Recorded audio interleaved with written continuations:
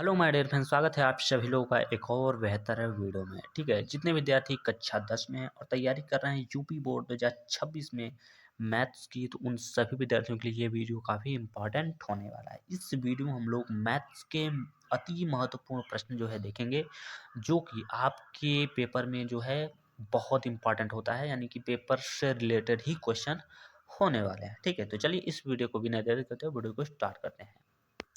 तो यहाँ पर आप लोग देख सकते हैं, ये है आपका प्रश्न नंबर पहला। ठीक है, इसमें प्रश्न नंबर पहले में क्या बोला जा रहा है, कह रहा है यदि बहुपद, ठीक है, ए एक्स स्क्वायर माइनस में 6x और -6 बराबर जीरो के मूल जीरो के शून्यकों का गुणनफल 4 है, तो ए का मान ज्ञात कीजिए। ये आपका सवाल रहा। ठीक है, सवाल पढ़ने के बाद आपको लिखना है सॉल्व। ठीक है, क्या लिखना है, सॉल्व लिखना है। तो चलिए हमने यहाँ पे लिख दिया सॉल्व। सॉल्व लिखने के बाद अब जो आपका जो द्विघात बहुपद दिया गया है उसको नोट करना होगा। तो यहाँ से आपका मिल जाएगा, आपका द्विघात बहुपद की अगर बात करें तो यहाँ पर दिया गया ए एक्स स्क्वायर दिया गया है, माइनस में यहाँ पर दिया गया 6x और माइनस में कितना दिया गया, 6 दिया गया, इक्वल टू में कितना दिया गया, तो 0 दिया गया है। ठीक है, चलिए, और यहाँ पर हमें दिया गया है शून्यकों का गुणनफल। आई होप आप सभी को पता होगा शून्यकों का गुणनफल क्या होता है। तो यहाँ पर मान के चलिए मैं लिख लेता हूँ यहाँ पर शून्यकों का, ठीक है, शून्यकों का गुणनफल, शून्यकों का गुणनफल ये हमें दे दिया है भाई। ठीक है, कितना दिया है, तो 4 दिया गया है। ठीक, चलिए यहाँ इस समीकरण से हम क्या करेंगे, ए बी और सी का मान निकाल लेंगे। कैसे, जो एक्स स्क्वायर का गुणांक होता है उसको हम लोग बोलते हैं क्या, ए का मान है। तो ए का मान कितना दिया गया है, ए दिया गया है। ठीक है, उसी तरीके से अगर हम बात करें बी का, तो यहाँ पर जो एक्स का गुणांक होता है उसको हम लोग बोलते हैं बी का, और सी को बोलते हैं कांस्टेंट, यानी कि जो अचर पद होता है वो होता है हमारा सी का मान। तो सी का मान कितना निकल के आ गया, 6 निकल के आ गया है। ठीक है, तो आई होप आप सभी को इतना तो समझ में आ गया होगा। ठीक, चलिए आप सभी लोगों ने एक सूत्र जरूर पढ़ा होगा। क्या पढ़ा होगा भाई, एक सूत्र आप लोगों ने पढ़ा होगा, शून्यकों का, क्या, शून्यकों का गुणनफल, शून्यकों का गुणनफल बराबर क्या होता है, तो बराबर में होता है अचर पद होता है। ठीक है, क्या होता है, अचर पद होता है। बटे में क्या होता है, तो बटे में होता है एक्स स्क्वायर का गुणांक होता है। ठीक है, तो ये वाला सूत्र आप सभी लोगों ने पढ़ा होगा। ठीक, यहाँ पर लिखा है शून्यकों का गुणनफल, और शून्यकों का गुणनफल का जो मान दिया गया वो हमें दे दिया गया है, कितना, 4 दिया गया है। ठीक, आगे यहाँ पर लिख रहा है अचर पद। तो अचर पद जो हमारा संख्या होता है, जो नंबर्स होता है, यानी कहने का मतलब सी का मान, तो उसी को हम लोग बोलते हैं अचर पद। तो यहाँ पर अचर पद हमें दिया गया है कितना, -6 दिया गया है।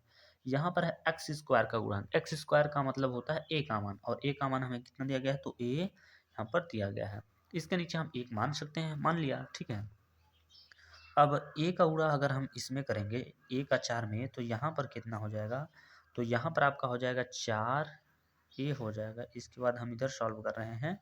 ठीक है, बराबर में कितना हो जाएगा, तो माइनस का हो जाएगा 6। अब ए का मान हमें निकालना है, क्योंकि सवाल में यही तो पूछा था ए का मान ज्ञात करिए।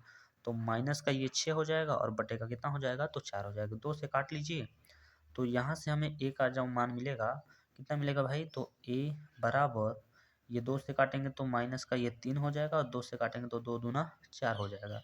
तो 3/4 इस क्वेश्चन का जो है करेक्ट ऑप्शन, मतलब करेक्ट आंसर जो है हो जाएगा। ठीक, तो आई होप आप सभी लोग को ये तो सवाल समझ में आ गया होगा। तो चलिए बढ़ते हैं अपने नेक्स्ट क्वेश्चन की ओर। ठीक, तो यहाँ पर आप लोग देख सकते हैं क्वेश्चन नंबर दूसरा। क्वेश्चन नंबर दूसरा भी बहुत ही ज़्यादा आसान है, लेकिन ये आपके पेपर में जो है 2 नंबर में जो है पूछा जाता है। कितने नंबर में, 2 नंबर में। ये आपको बहुविकल्पी में भी देखने को मिल सकता है। ठीक है, चलिए क्वेश्चन में क्या दिया गया, समांतर श्रेणी 9, 5, 1, -3 डॉट डॉट डॉट का 9वां पद ज्ञात कीजिए। तो ये सवाल है आपका। यहाँ पर आपको क्या करना होगा, सबसे पहले लिखना होगा सॉल्व। सॉल्व लिखने के बाद अब आपको लिखना होगा प्रथम पद। ठीक है, क्या लिखना होगा, प्रथम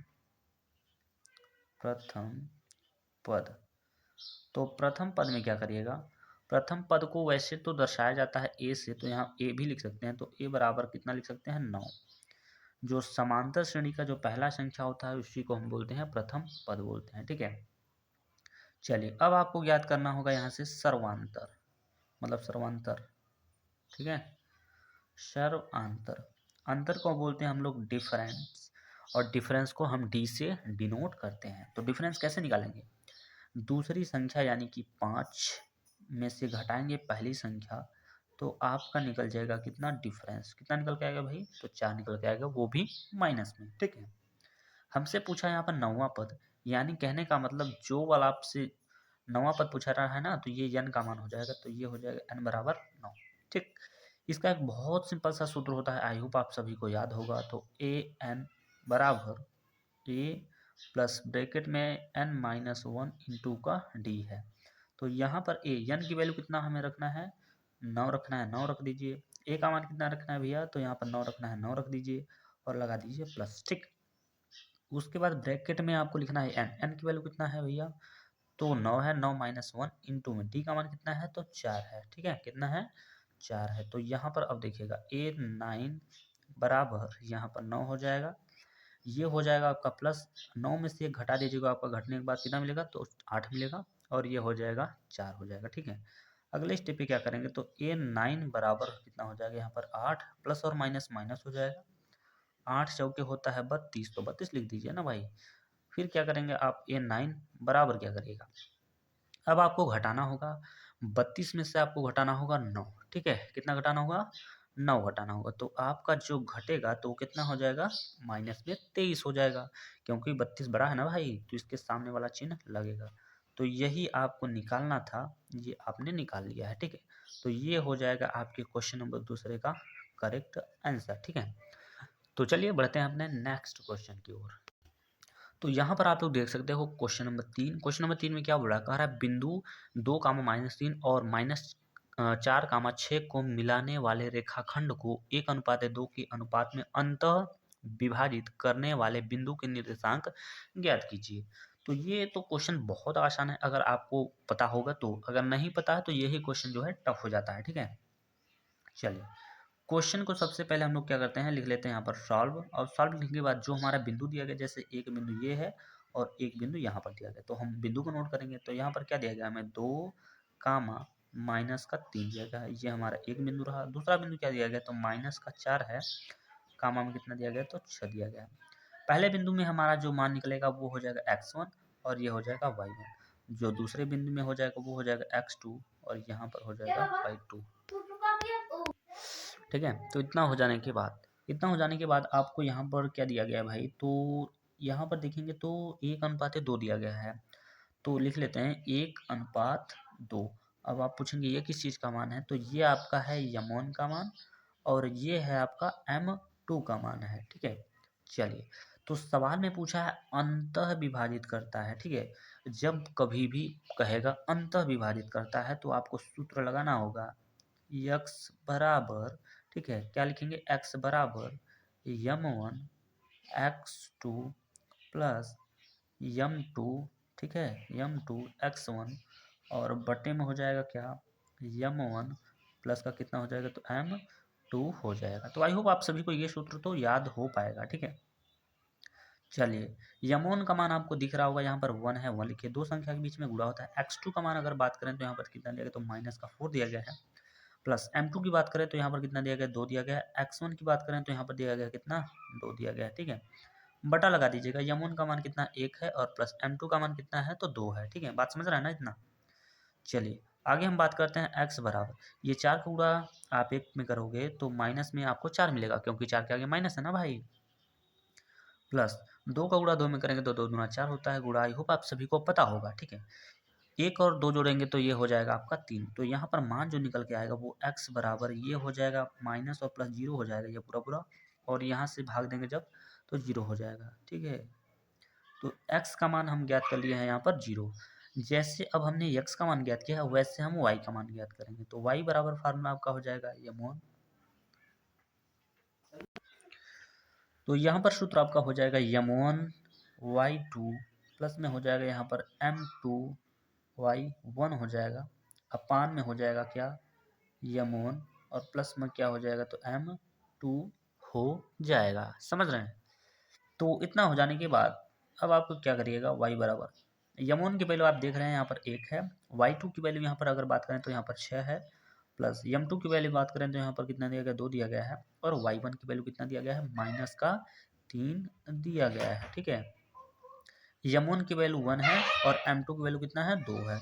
यहाँ पर y बराबर हो जाएगा 6 का गुणा 1 में करेंगे 6 कम 6 हो जाएगा, माइनस और प्लस माइनस 2 तिहाई कितना हो जाएगा, 6 हो जाएगा, बटे का कितना हो जाएगा, तो यहाँ पर 3 हो जाएगा।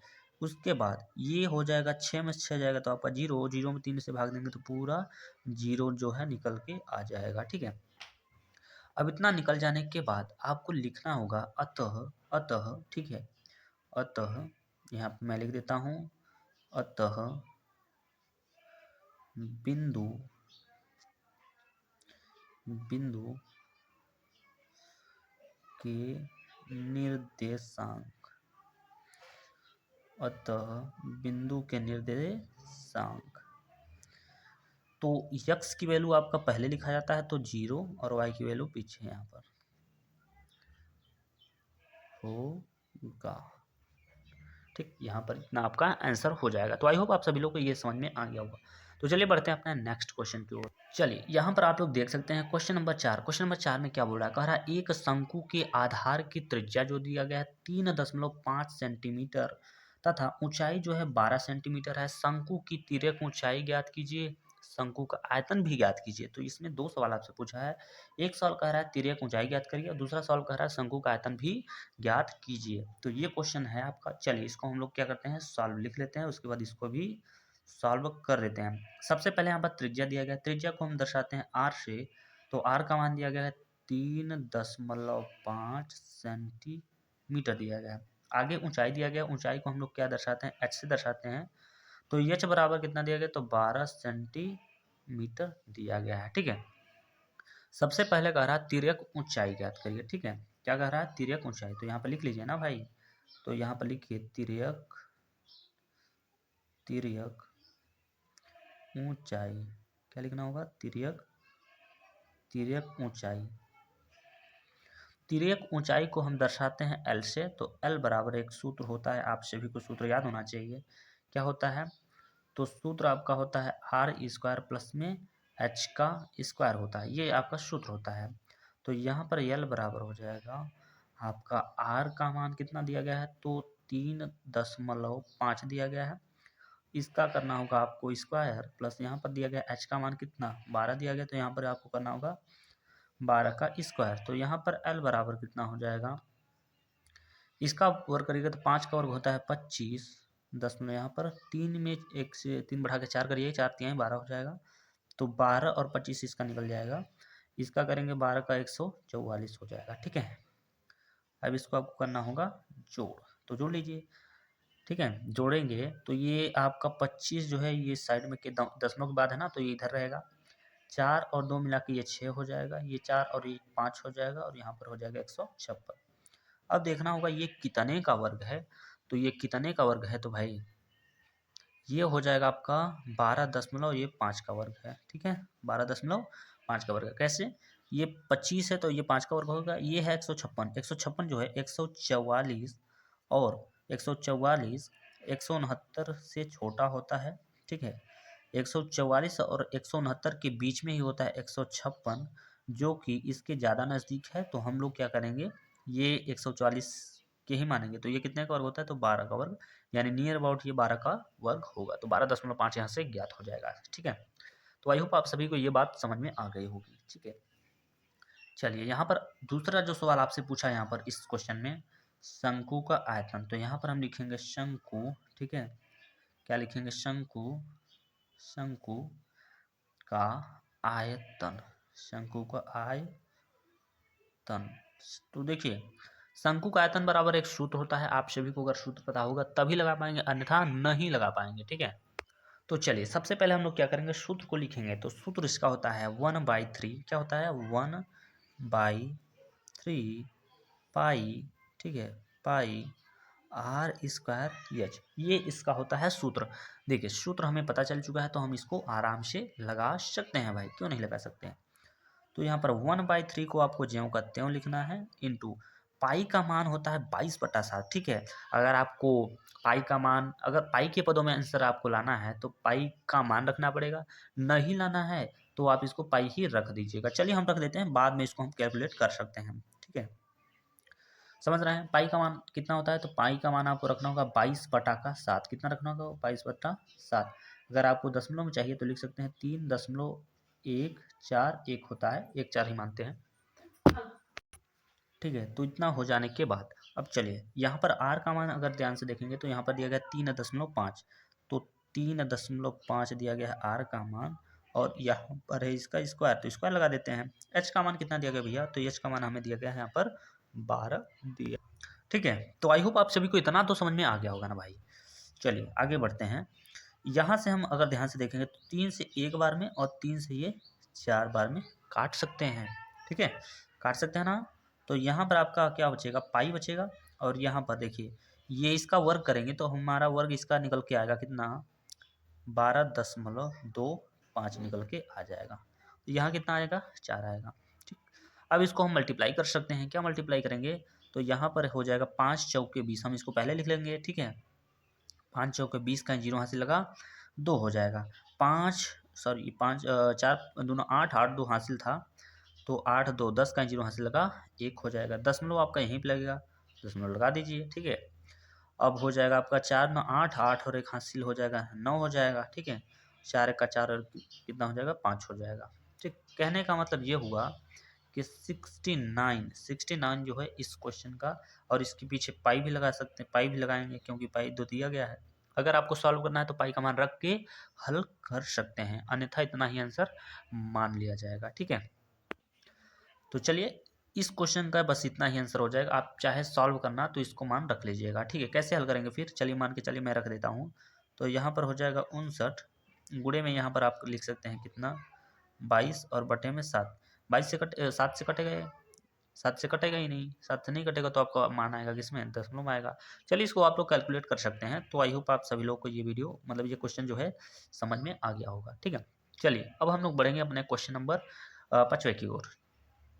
चलिए तो यहाँ पर आप लोग देख सकते हैं ये है आपका क्वेश्चन नंबर 5, और इस टाइप के क्वेश्चन जो है आपके पेपर में 100% जो है देखने को मिलेगा। कितना परसेंट, तो 100% जो है देखने को मिलेगा। अगर पेपर में नहीं आए उसके बाद इस वीडियो पे आकर आप लोग कमेंट जरूर करिएगा कि भैया आप कैसा पढ़ा है, आपका जो है पेपर में तो आया ही नहीं, ठीक है। चलिए क्वेश्चन में कह रहा है कि 60 मीटर ऊंची एक मीनार की चोटी से एक मकान की छत तथा आधार के अवनमन कोण क्रमानुसार 45 डिग्री और 60 डिग्री है। उस मकान की ऊंचाई तथा मीनार से उसकी दूरी ज्ञात कीजिए। तो देखिए ये आपका रहा सवाल। तो सवाल में देखिए अभी तो मान के चलिए आपको कुछ नहीं समझ में आया होगा, लेकिन अभी आप थोड़ी देर इस वीडियो को देखिए, आपको पूरा जो है सवाल समझ में आ जाएगा, ठीक। चलिए सबसे पहले कह रहा है 60 मीटर ऊंची एक मीनार है, तो भैया आप बना लीजिए ना 60 मीटर ऊंची मीनार। तो मान के चलते हैं ये 60 मीटर ऊंची एक मीनार हो गया, बन गया मीनार, ठीक है। आगे कह रहा है चोटी से, यानी मीनार की जो चोटी, समझ रहे हैं ना चोटी किसको बोलते हैं, वो जो लड़कियों का चोटी होता है उसको नहीं भाई। ये मीनार की चोटी का मतलब मीनार की ऊंचाई, लास्ट में जो टॉप फ्लोर जिसे बोलते हैं, ठीक है। चोटी से एक मकान की छत, मतलब यहाँ से एक मकान भी है, यहाँ से देखा जाए तो एक मकान भी है, तो मकान मान के चलिए मैं यहाँ पे बना लेता हूँ भाई, ये हो गया हमारा मकान हो गया, ठीक है। तो मकान की छत तथा आधार, देखिए छत तथा आधार बोला है, तो मकान ये है, छत इसका यहाँ पर होगा, आधार इसका यहाँ पर होगा, ठीक है। आधार मतलब जो बेस होता है, ठीक है, जमीन जिसे बोलते हैं। आधार के अवनमन कोण क्रमानुसार, तो यानी आपका जो मीनार से और मकान का जो छत का जो अवनमन कोण बन रहा है वो 45 डिग्री का है, ठीक है। इसको थोड़ा सा इधर मिला दीजिए आप लोग, ठीक है। और उसका जो मकान का जो आपका आधार है और ये मीनार का जो चोटी है, इसका जो अवनमन कोण है वो 60 डिग्री का है। तो चलिए इसको हम लोग कुछ ऐसा मिला देते हैं। यहाँ पे जो कोण बन रहा था वो बन रहा है 45 डिग्री, उसने यहाँ पे बोला 45 डिग्री, और जो उसके आधार पे बन रहा है वो कितना डिग्री का बन रहा है, वो 60 डिग्री का बन रहा है। ठीक, चलिए इसका नाम दे दीजिए ए, ये हो गया बी, ये हो गया सी, ये हो गया डी और ये हो गया आपका ई हो गया। ठीक, चलिए नाम हमने दे दिया। अब देखिए नाम देने के बाद अब आपको क्या कर रहा है, सबसे पहले इसने पूछा है मकान की ऊंचाई, मकान आपका यही है तो इसकी ऊंचाई पूछ रहा है। आगे कह रहा है कि मीनार से उसकी दूरी, यानी मीनार ये है और ये मकान है, इन दोनों के बीच की दूरी, दूरी का मतलब ये चीज़ की वैल्यू पूछ रहा है। ठीक है, ये दोनों वैल्यू जो है सेम है, ये दूरी जो है ये दोनों सेम है, जितना ये दूरी है उतना ये भी दूरी है। ठीक, तो सवाल आई होप आप सभी लोगों को समझ में आ गया होगा। तो चलिए सवाल को अब हम लोग करते हैं सॉल्व। ठीक, चलिए तो देखिए सबसे पहले इसमें दो त्रिभुज बन रहा है, एक त्रिभुज ए सी डी बन रहा है, दूसरा त्रिभुज ए बी और ई बन रहा है। तो एक बार में कोई एक ही त्रिभुज को हम हल करने वाले हैं। ठीक है, चलिए तो समझ लेते हैं भाई। सबसे पहले हम हल करेंगे त्रिभुज, क्या हल करेंगे, त्रिभुज ए सी और डी, ऐसा लिख देते हैं त्रिभुज ए डी सी से। ठीक, तो इसमें देखा जाए तो हमें लंब का मान पता है 60, आधार का मान नहीं पता है।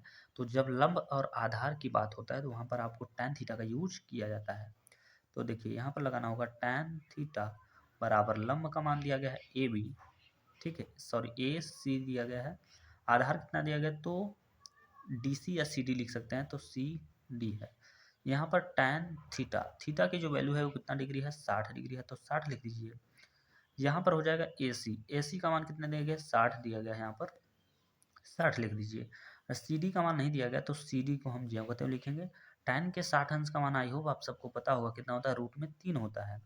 तो रूट में 3 बराबर 60 बटे का कितना होता है, तो सी डी होता है। इसको यहाँ पर भेज दीजिएगा तो ये हो जाएगा आपका सी डी बराबर और रूट 3 कहाँ चला आएगा, नीचे चला आएगा।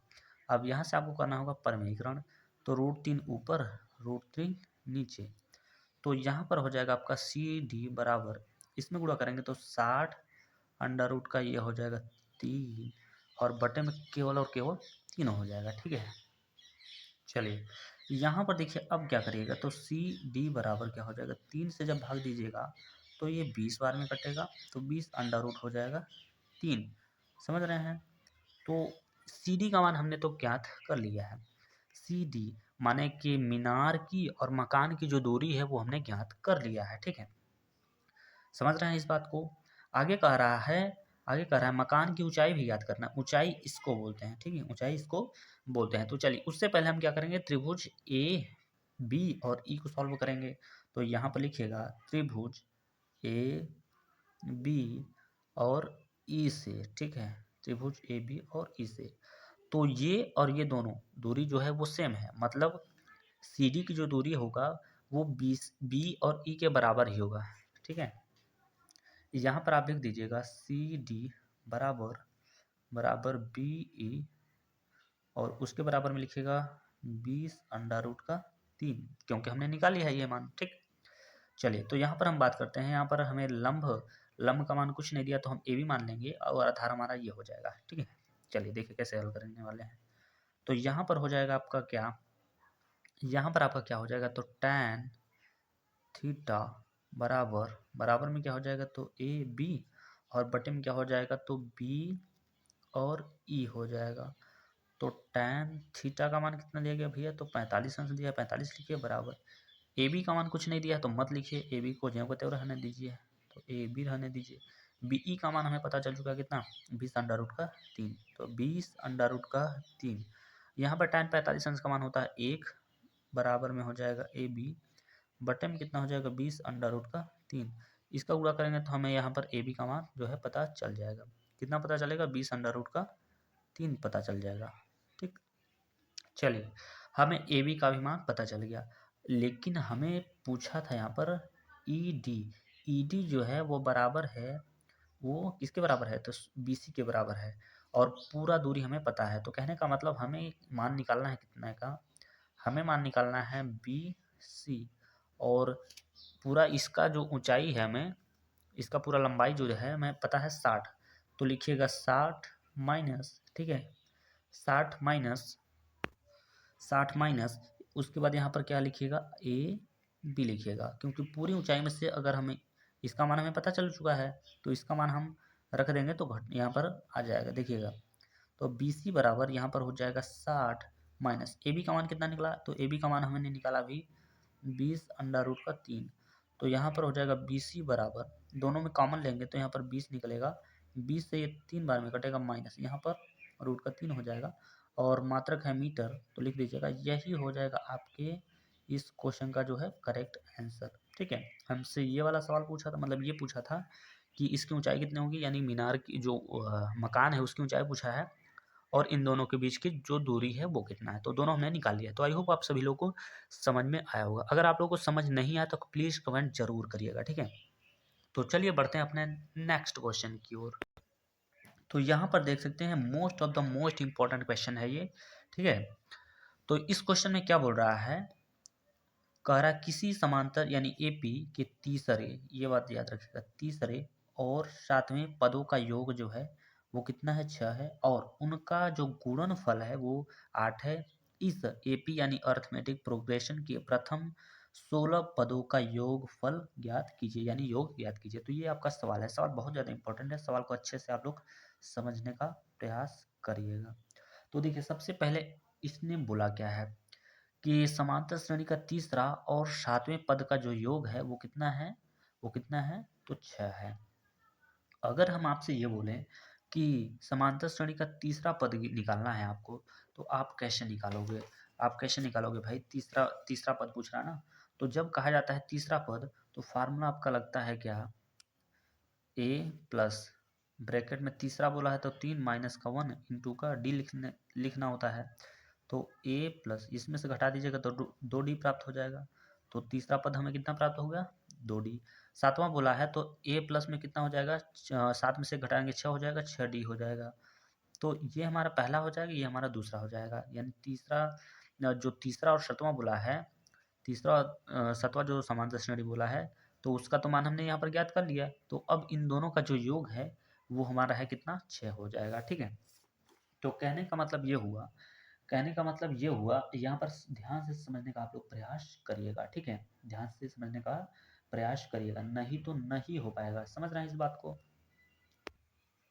चलिए, तो इसका सबसे पहले हम लोग क्या करते हैं, तीसरा पद निकाल लेते हैं। तो तीसरा पद निकालने के लिए आपको एक सूत्र लगाना होता है। कैसा सूत्र, कौन सा है, तो ए प्लस ब्रैकेट में होता है, तीसरा बोला है तो 3 लिखेगा, माइनस का 1 लिखेगा, इंटू में क्या करिएगा, डी। ठीक है, इसको लगा दीजिएगा बड़ा ब्रैकेट में, थोड़ा बना देते हैं इसको, ऐसा ऐसा। ठीक है, योगफल मतलब होता है जोड़ होता है। अब यहाँ पर सातवां पद है तो यहाँ पर आपको निकालना होगा ए प्लस में यहाँ पर लिखना होगा 7 माइनस का 1 इंटू का डी हो जाएगा, इक्वल टू में कितना है, तो 6 है। दोनों पदों को जोड़ने पर 6 आना चाहिए।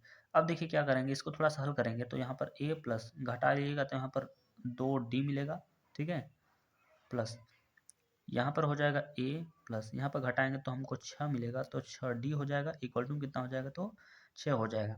इसका ब्रैकेट खोल दीजिएगा तो यहाँ पर हो जाएगा ए प्लस में 2d और प्लस में यहाँ पर ए और प्लस में यहाँ पर 6d, इक्वल टू कितना हो जाएगा, तो 6 हो जाएगा। ए और ए होता है कितना, 2a प्लस ये डी वाला जोड़ेंगे तो यहाँ पर 6 है, यहाँ पर 2 है, तो 6 2 हो जाएगा 8d हो जाएगा, इज इक्वल टू कितना हो जाएगा, तो ये हो जाएगा 6 हो जाएगा। दोनों की अगर हम बात करें तो यहाँ पर अगर हम बात करें दोनों में हमें 2 कॉमन दिखाई दे रहा है तो हम 2 को बाहर निकाल लेंगे तो यहाँ पर हमें मिलेगा a प्लस में 4d इज इक्वल टू में कितना, 6 मिलेगा। 2 से काटिएगा, 2 से ये एक बार में, 2 से ये 3 बार में, तो a प्लस का 4d इज इक्वल टू कितना, 3 मिलेगा। ठीक है, आई होप आप सभी लोगों को इतना तो समझ में आ गया होगा। अब यहाँ से हम क्या करते हैं, ए का मान निकाल लेते हैं। तो ए का मान निकालने के लिए हम क्या करेंगे, तो ए बराबर 3 माइनस का 4d कर लेते हैं और यहाँ पर इसको बना लेते हैं इक्वेशन नंबर फर्स्ट। ठीक है, चलिए, तो इतना आई होप आप सभी को समझ में आ गया। वीडियो थोड़ा सा लंबा हो रहा है तो कोई दिक्कत नहीं, आपको वीडियो जो है पूरा देख कर जाना होगा। अब देखिए, अब इसके बाद कह रहा था, यही जो बात बोला है अगला, कि उनका गुणनफल यानी इन्हीं दोनों का जो गुणनफल है वो 8 दिया गया है। तो हम फिर से क्या लिखेंगे, अब हम जो है लिखेंगे क्या, ए प्लस 2d, ठीक है, इंटू ए प्लस का 6 डी। अब आप लोग कहेंगे यहाँ पर ये लिखे हैं, यहाँ पर इतना छोटा क्यों? क्योंकि इसे सॉल्व करने पर हमें यही मिल रहा था, इसकी वजह से हम नहीं लिखे हैं यहाँ पर, ठीक है। चलिए, तो ये हो गया। अब देखिए यहाँ पर ये हो जाने के बाद अब आपको करना क्या होगा, जो आपने मान याद किया है ए का, तो ए का मान इसमें आपको पुट करना होगा, यानी रखना होगा। बात समझ रहे हैं? ठीक है, तो चलिए रख लेते हैं हम लोग, उसके बाद सॉल्व करते हैं उसके बाद, ठीक है। चलिए, तो यहाँ पर ए का मान हम यहाँ पर रखेंगे, तो यहाँ पर हो जाएगा 3 माइनस 4d, और प्लस का यहाँ पर है 2d, तो 2d इसको रख लीजिए, ब्रैकेट बनाइए, गुणा लगाइए। यहाँ पर ए का मान रखेंगे तो 3 माइनस का 4d, और प्लस का यहाँ पर हो जाएगा 6d, इक्वल टू कितना हो जाएगा, तो 8 हो जाएगा। तो यहाँ पर आपका हो जाएगा 3, ये माइनस और प्लस माइनस होता है, 4 में से 2 घटाएंगे 2d, तो 3 माइनस 2d आपको मिलेगा यहाँ पर, इंटू यहाँ पर आपका क्या मिलेगा, तो 3, ये प्लस में प्लस माइनस माइनस होता है, मतलब घटाना पड़ेगा, तो 6 में से घटाइएगा 4, तो आपको प्लस में 2d मिलेगा, और बराबर में कितना हो जाएगा, तो 8 हो जाएगा। ठीक, इतना हो जाने के बाद अब आपको करना क्या हो, यहाँ पर आप समझने का प्रयास करेंगे। यहाँ पर देखेंगे तो अगर आपको एक सूत्र पता होगा क्या, a प्लस बी, अगले ब्रैकेट में a माइनस बी, तो जब इस रूप में मिलता है तो ये फार्मूला बनता है ए स्क्वायर माइनस का बी स्क्वायर, यानी एक ब्रैकेट में ए प्लस बी, एक ब्रैकेट में ए माइनस बी। तो यहाँ पर आप देखेंगे तो एक ब्रैकेट में जो है ए प्लस बी, यानी इसको समझना होगा ए, इसको बी, इसको ए, इसको बी, तो सेम चीज़ दोनों में लिखा है, बस प्लस और माइनस है, तो यही वाला आपका फार्मूला बनना है। तो यहाँ पर है ए स्क्वायर यानी कितना का स्क्वायर, तो 3 का स्क्वायर हो जाएगा, ठीक है, माइनस बी स्क्वायर है, बी का मतलब यहाँ पर कितना 2d का होल स्क्वायर हो जाएगा, बराबर में कितना हो जाएगा, तो 8 हो जाएगा। 3 कवर करेंगे तो ये 9 हो जाएगा, 2 का ये हो जाएगा 4, और इसका हो जाएगा डी स्क्वायर, इक्वल टू कितना हो जाएगा, तो 8 हो जाएगा, ठीक है। अब क्या करिएगा, तो 9 को पंचांतर जब हम करेंगे तो ये क्या हो जाएगा, तो यहाँ पर आपका बचेगा 4d का स्क्वायर इज इक्वल टू यहाँ पर 8 माइनस में हो जाएगा आपका 9, तो यहाँ पर हो जाएगा 4d का स्क्वायर इक्वल टू में क्या हो जाएगा, -1, माइनस माइनस ये प्लस हो जाएगा, यहाँ पर हो जाएगा डी स्क्वायर इक्वल टू में 1 बाई कितना हो जाएगा, तो 4 हो जाएगा, ठीक है। तो चलिए अब इसका स्क्वायर हटा दीजिए, इसका जब स्क्वायर हटाइएगा तो यहाँ पर हो जाएगा 1 बाई का 4 हो जाएगा, तो ये निकलेगा प्लस माइनस में ये 1 का वर्ग है, और ये जो 4 है ये 2 का वर्ग है, यानी डी का हम 2 मान लिख सकते हैं। क्या, एक बार लिख सकते हैं डी बराबर 1/2, और एक बार लिख सकते हैं डी बराबर -1/2 लिख सकते हैं, ठीक है। तो इतना मान जो है निकल के आ जाएगा। तो इसके बाद आपको करना क्या होगा, अब हमें जो डी का मान तो पता चल गया, अब हमें मान निकालना होगा ए का। चलिए ए का मान हम लोग निकाल लेते हैं।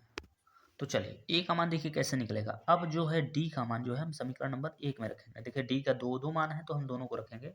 तो यहाँ पर आप लिखेंगे, क्या लिखेंगे, तो यहाँ पर आप लिखेंगे, यहाँ पर लिखेगा ए बराबर 3 माइनस 4d यानी 4d। तो यहाँ पर ए का मान ज्यों कहते हैं लिखना होगा, यहाँ पर लिखना होगा 3 माइनस यहाँ पर लिखना होगा 4 गुणे डी का मान आपको लिखना होगा 1/2, एक बार लिखना होगा 1/2 लिखना होगा। तो यहाँ पर ए बराबर हो जाएगा 3 माइनस 2 1 कम 2, 2 दूना 4, तो कहने का मतलब यहाँ पर आपको 2 मिलेगा, ठीक है। कितना मिलेगा, 2 मिलेगा। तो ए बराबर 3 में से आप 2 घटा दीजिए तो आपको यहाँ पर कितना मिलेगा, तो 1 मिलेगा, ठीक है। तो इस बार हम रखेंगे डी का मान जो है -1/2 रखेंगे। तो यहाँ पर देखिएगा कैसे, यहाँ पर आपको लिखना होगा फिर से ए बराबर 3 माइनस 4d लिखना होगा। तो ए बराबर हो जाएगा 3 माइनस ये 4 लिखिए, इंटू डी का मान कितना लिखेंगे 1/2 लिखेंगे, 2 से काटेंगे एक बार में, 2 से 2 बार में हो जाएगा, ठीक है। तो यहाँ पर देखिएगा, तो माइनस और माइनस मिलकर ये हो जाएगा प्लस, तो प्लस में लिखेंगे हम, ये 3 के बाद लिखेंगे प्लस, और कितना लिखेंगे, तो 2 लिखेंगे, ठीक है। तो ए बराबर 3 और 2 जोड़ेंगे तो ये हो जाएगा 5। तो देखेंगे तो ए का मान एक ठो ये निकला है, एक ठो ये निकला है, जैसे कि 2 ठो डी का मान निकला है। तो इतना हो जाने के बाद अब देखिए सवाल को थोड़ा सा आप दोबारा समझिएगा, ठीक है। सवाल को आप लोग दोबारा समझिएगा। तो सवाल में क्या दिया गया था, सवाल में ये बोल रहा था कि इस समांतर श्रेणी यानी अर्थमेटिक प्रोग्रेशन के प्रथम 16 पदों का योगफल ज्ञात कीजिए। ये बोला था कितने पदों का, 16 पदों का योगफल। तो ये किस चीज़ का मान है, ये आपका दिया गया है n का मान। अब इसके बाद देखिए सवाल को कैसे लगाना होगा, इसको समझने का प्रयास करिएगा आप लोग, ठीक है। तो बोला है 16 पदों का योगफल, तो उसमें आपको एक सूत्र लगाना होगा, ठीक है। कौन सा सूत्र लगाना होगा, तो चलिए उसके बारे में हम लोग बात कर लेते हैं, ठीक है। चलिए, तो उसका आपका एक सूत्र है, आपका होता है यस एन बराबर एन बट्टे में 2, और बड़ा वाले ब्रैकेट में होता है 2a प्लस ब्रैकेट में होता है n माइनस 1 इंटू का d ब्रैकेट में, ये सूत्र होता है, ठीक है। अब देखिए a का मान यहाँ पर देख रहे हैं, a का मान हम एक बार रखेंगे 1 और एक बार रखेंगे 5, क्योंकि हमारा दो ठो a का मान निकला था। तो समझिए n का मान यहाँ पर 16 हो जाए, क्योंकि यहाँ पर 16 है ना, तो यस 16 बराबर यहाँ पर n का मान कितना रखेंगे 16 और बटे में कितना रखेंगे 2, यहाँ पर 2 है 2 लिखिए, इंटू a का मान एक बार रखिए 1, प्लस में यहाँ पर n का मान कितना लिखेंगे, यहाँ पर 16 माइनस 1 इंटू डी का मान कितना रखेंगे। अब डी का मान देखिए दो डी का मान था, तो एक बार हम रखेंगे 1/2 रखेंगे, ठीक है, बात को समझ रहे हैं। तो यहाँ पर चलिए इसको छोड़ देते हैं, इसको देखिए 2 से काटेंगे, 2 से ये 8 बार में कटेगा, ब्रैकेट लगा दीजिए, 2 एक कम 2 हो जाएगा, प्लस 16 से एक घटा दीजिएगा तो ये हो जाएगा 15, और गुणे में 1/का कितना हो जाएगा, तो 2 हो जाएगा, ठीक है। चलिए, तो यहाँ पर हो जाएगा 8, ब्रैकेट में हो जाएगा 2, प्लस ये हो जाएगा आपका 15 बट्टे में कितना हो जाएगा, तो 2 हो जाएगा, ठीक है। चलिए इसको थोड़ा और सॉल्व करिएगा, तो यहाँ पर आपका हो जाएगा क्या 8, यहाँ पर आप बूढ़ा लगा दीजिएगा, तो यहाँ पर हो जाएगा 2 दूना 4, 2 दूना 4 हो जाएगा, और 15 जोड़ दीजिएगा तो ये हो जाएगा आपका कितना 19 हो जाएगा, कितना हो जाएगा, तो 19 हो जाएगा, बटे 2 एकम कितना हो जाएगा, तो 2 हो जाएगा। अब इसको काटिए, 2 एकम 2, 2 चौके 8, तो 19 का गुणा 4 में करिएगा तो 19 चौक 76 होता है, तो 76 आपका निकल जाएगा। ये तो है आपका एक मान। अब इसको आपको इस सूत्र का दोबारा यूज करना होगा, दोबारा जब यूज करेंगे तब जो है आपको a का मान 5 रखना होगा और d का मान -1/2 रखना होगा। तो चलिए हम इन दोनों को जो है रख लेते हैं। तो चलिए, अब सूत्र में हमारा क्या था, यस n था, यस और n का मान 16 था, 16 रखेंगे, बराबर यहाँ पर आपका था n/2 था, तो यहाँ पर 16/2 हो जाएगा, यहाँ पर 2 गुणे a का मान अब आपको कितना रखना होगा, अब a का मान आपको रखना होगा 5, तो यहाँ पर 5 रखिएगा, और यहाँ पर हो जाएगा 16 माइनस 1 इंटू में d का मान -1/2 रखेंगे। पिछली वाले में हमने 1/2 रखा था प्लस में, ठीक है। तो यहाँ पर आपका निकल के आएगा 8, ये ब्रैकेट लगा दीजिए, 2 पंचे हो जाएगा 10, और यहाँ पर आपका हो जाएगा 15, और ये माइनस इसको गुणा में लगा दीजिए भी, -1/2 कर दीजिए, ठीक। यहाँ पर देखिए 8 और ये ब्रैकेट में हो जाएगा आपका 10, प्लस और माइनस माइनस, 15 एकम 15, और बटन में कितना हो जाएगा, तो ये हो जाएगा 2 हो जाएगा। अगले स्टेप पे क्या करेंगे, तो यहाँ पर लिखेंगे क्या, यहाँ पर लिखेंगे 8 गुणे 2 दहा में 20 होता है, 20 में से घटाइएगा 15 को, तो आपका यहाँ पर 5 मिलेगा, बटन में कितना 2, 2 एकम 2, 2 चौके 8 हो जाएगा, 4 बार ना, तो 4 पंजे कितना हो जाएगा 20 हो जाएगा। तो यही हो जाएगा आपके क्वेश्चन का करेक्ट आंसर। अगर आप लोगों को समझने में थोड़ी सी भी दिक्कत हुई हो तो वीडियो को दोबारा से देख सकते हैं, ठीक है।